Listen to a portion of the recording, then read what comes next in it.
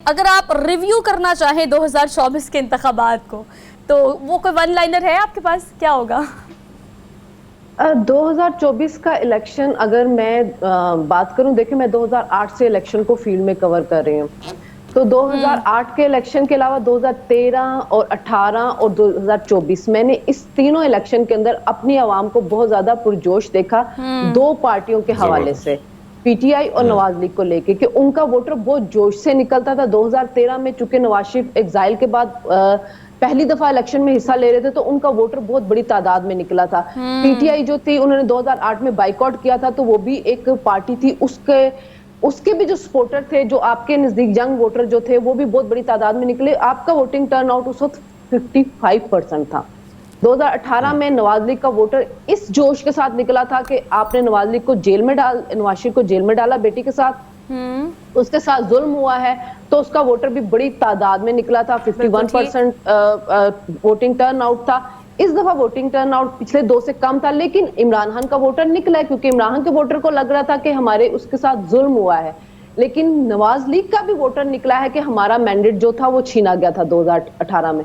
तो जो दो पार्टीज को लेके उनके वोटर के अंदर सेंटीमेंट था, मुझे 2013, 18 और 2024 के जो इलेक्शन है उसके अंदर कोई फर्क नजर नहीं आया जोशो खरोश को लेके, कि दो पार्टियों के जो वोटर्स थे वो बहुत ज्यादा जोश में थे अपनी अपनी सुनीला। जो आप फरमा रही हैं, अगर हम इस वक्त इलेक्शन के हवाले से देखें, जो चीज़ें हमारे सामने और जो चीज़ें आ रही हैं, मजीद आ रही हैं, उसके हवाले से अगर बैन अवी सतह पर देखा जाए, तकरीबन 26 से 27 सेनेटर्स और कांग्रेस के जो मेंबर हैं, उन्होंने उनका अपना जो है उन्हें तशवीश का इजहार किया, और जो बाइडन पर भी इस बात पर दबाव डालने की कोशिश की जा रही है कि इस नताइज को ना माना जाए, जिस तरीके से ये सारी चीज़ें उनके सामने आई हैं। कितना असर पड़ता है इस किस्म की चीज़ें जब सामने आती हैं, और मुख्तलिफ जो सोशल मीडिया बंदिश, हमने ये सारी चीजें देखी। लेकिन अब आपसे जानना चाहेंगे कि पंजाब की क्या सूरत हाल आपको लगती है? क्या वाकई में सीएम जो है मरियम नवाज साहब वही आएंगी वहां से?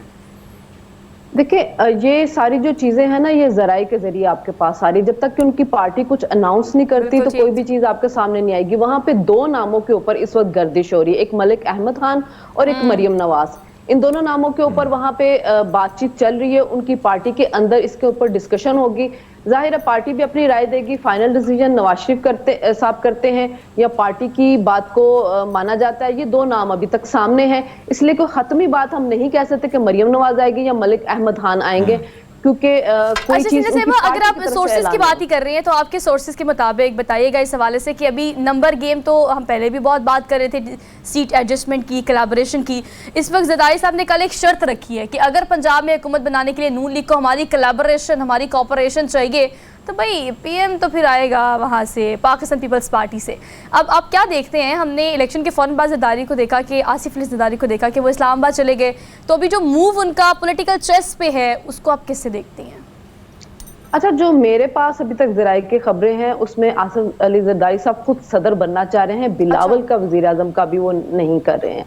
और ये जो मखलूत हुकूमत है, इसके अंदर अगर हम देखें तो शहबाज शरीफ साहब का नाम आ रहा है, और ये बात पहले से ही कही जा रही थी कि अगर एक मजबूत मैंडेट नहीं मिलेगा नवाज लीग को, तो नवाज शरीफ साहब नहीं आएंगे। फिर शहबाज शरीफ साहब जो है वही आएंगे, क्योंकि जाहिर है वो ऑब्लाइज कर सकते हैं, वो बेहतर तरीके से सबको साथ लेकर चल सकते हैं। तो जो अभी बन रही है, जो जराए से मेरे पास खबरें हैं, वो तो यही है कि आसिफ अली ज़रदारी साहब जो हैं वो खुद आना चाह रहे हैं, सदर आना चाह रहे हैं, स्पीकरशिप वो लेना चाह रहे हैं, चेयरमैन सेनेट के लिए उनका चल रहा है कि ये हमें दिया जाए। तो इन चीज के ऊपर उनके मामला चल रहे हैं। लेकिन एक और चीज अगर हम देखें, आपको याद होगा जब मखलूत गवर्नमेंट आ रही थी, जब मखलूत गवर्नमेंट आ रही थी, तब जरदारी साहब ने कुछ शर्तें रखी थी। और अब जो मामला है, पहले भी ये जिक्र कई दफा से जरदारी साहब कह चुके हैं कि इससे पहले हमने वजारत उज़्मा का जो मनसब है आपको दिया, अब ये आपका हक है कि हमें दें। तो आपको लगता है कि इस मामले पे कुछ चीजें हो सकती हैं जो आप फरमा रहे हैं, कि जो फैसल वाडा साहब भी पहले से फरमा चुके हैं कि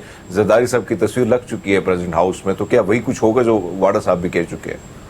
देखें, अगर प्रेसिडेंट हाउस में वो कह रहे हैं कि वाडा साहब, और देखिए वाडा साहब की बहुत सी पेशेंट गोइयां जो अभी तक तो ठीक हुई हैं।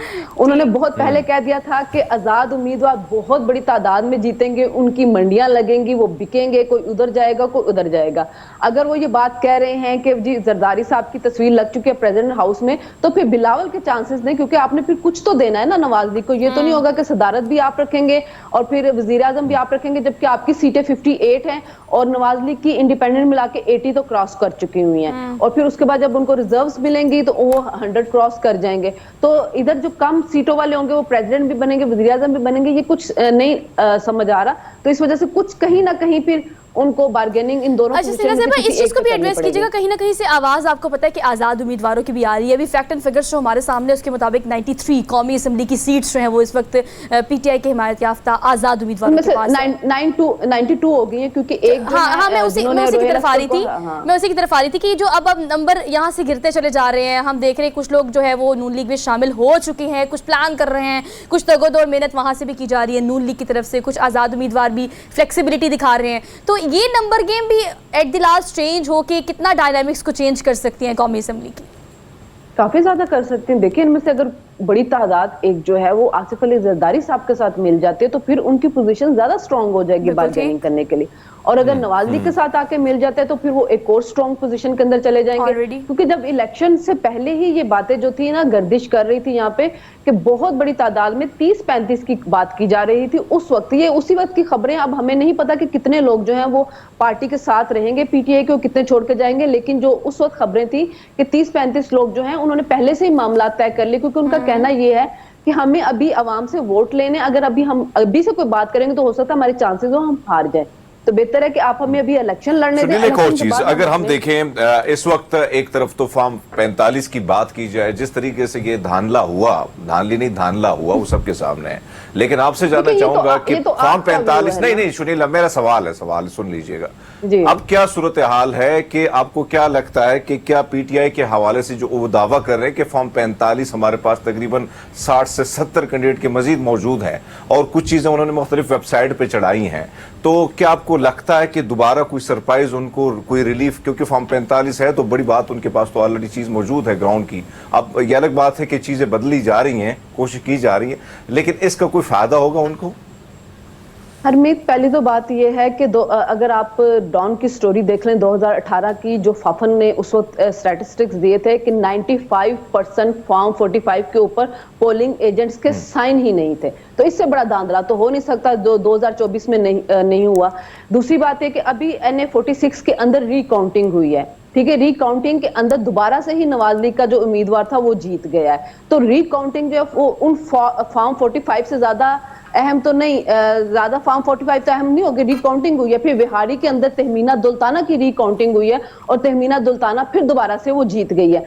हमने फॉर्म 45 जो मीडिया के ऊपर सर्कुलेट करते देखे हैं, उनकी ऑथेंटिसिटी को हम अभी जो है वो उसको नहीं मान सकते, क्योंकि मैंने खुद वो देखा था कि दो किस्म के NA 130 जो नवाशी का हल्का था उसके दो किस्म के फॉर्म 47 जो थे वो चल रहे थे। दोनों के फॉन्ट डिफरेंट थे, दोनों का स्टाइल डिफरेंट था। और एक जो पहले आ रहा था फेक, उसके अंदर कुछ लोगों के वोट भी नहीं डाले गए हुए थे। बाद में जो NA 47 आया वो NA 47 वाला फॉर्म था जो इलेक्शन कमीशन की वेबसाइट पे सबके सामने था। तो अभी जो सोशल मीडिया पे चलने वाली चीजें उसके ऊपर हमें अपनी राय कायम नहीं करनी चाहिए। ठीक है, थैंक यू सो मच।